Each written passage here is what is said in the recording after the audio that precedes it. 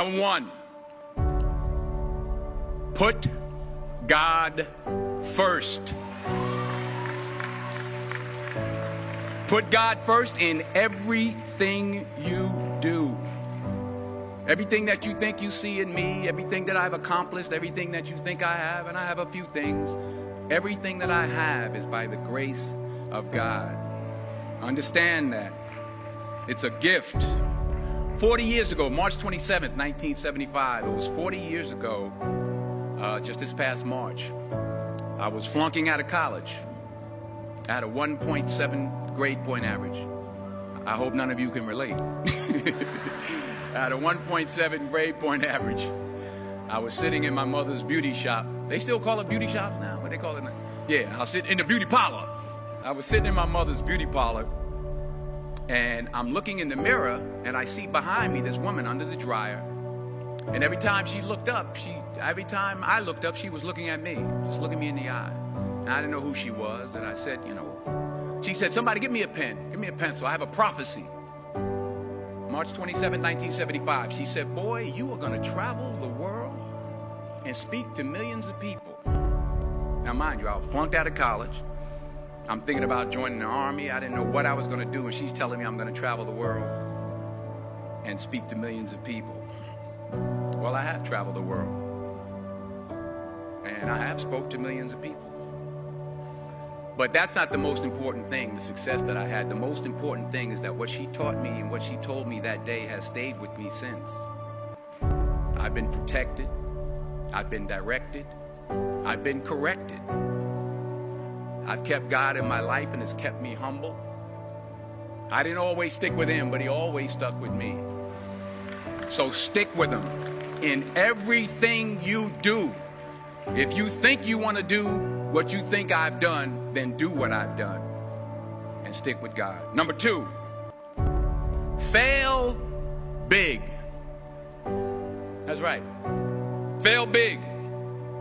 Today's the beginning of the rest of your life, and it can be very frightening. It's a new world out there. It's a mean world out there, and you only live once.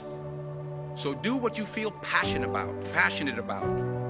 Take chances professionally.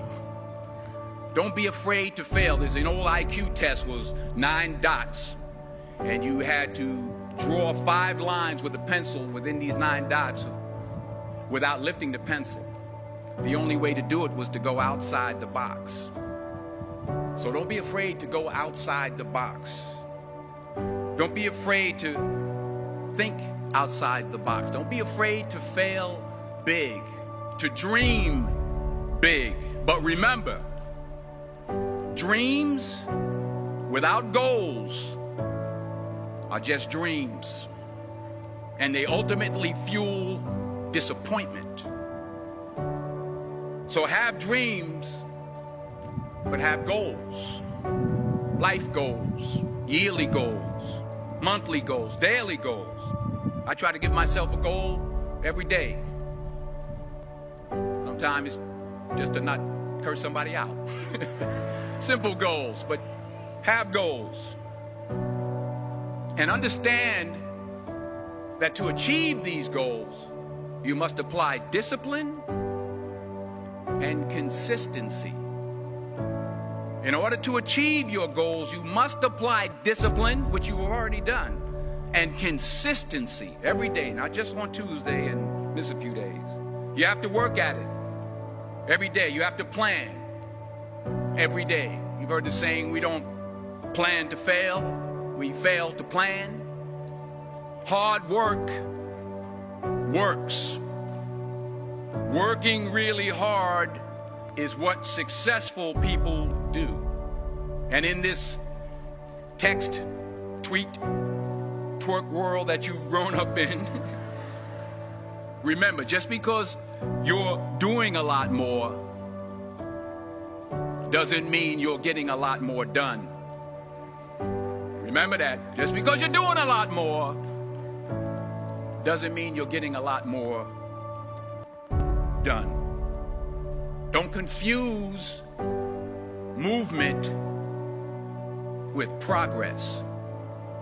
My mother told me, she said, yeah, because you can run in place all the time and never get anywhere. So continue to strive, continue to have goals, continue to progress. Number 3, you'll never see a U-Haul behind a hearse. I'll say it again. You'll never see a U-Haul behind a hearse. I don't care how much money you make, you can't take it with you. And it's not how much you have. It's what you do with what you have. We all have different talents. Some of you will be doctors, some lawyers, some scientists, some educators, some nurses, some teachers. Yeah, okay. Some preachers. The most selfish thing you can do in this world is help someone else. Why is it selfish? Because the gratification, the goodness that comes to you, the good feeling that I get from helping others, nothing's better than that. Not jewelry, not big house I have, not the cars, but it's the joy. That's where the joy is, in helping others. That's where the success is. Finally, I pray that you put your slippers way under the bed tonight, so that when you wake up in the morning, you have to get on your knees to reach them. And while you're down there, say thank you for grace. Thank you for mercy. Thank you for understanding. Thank you for wisdom. Thank you for parents. Thank you for love. Thank you for kindness. Thank you for humility. Thank you for peace. Thank you for prosperity. Say thank you in advance for what's already yours. That's how I live my life. That's why I am, one of the reasons why I am today.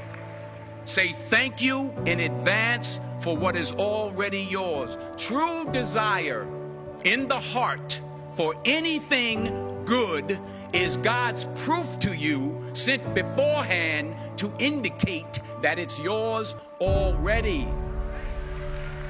I'll say it again. True desire in the heart, that itch that you have, whatever it is you want to do, that thing that you want to do to help others and to grow and to make money, that desire, that itch, that's God's proof to you, sent beforehand already to indicate that it's yours. And anything you want good, you can have.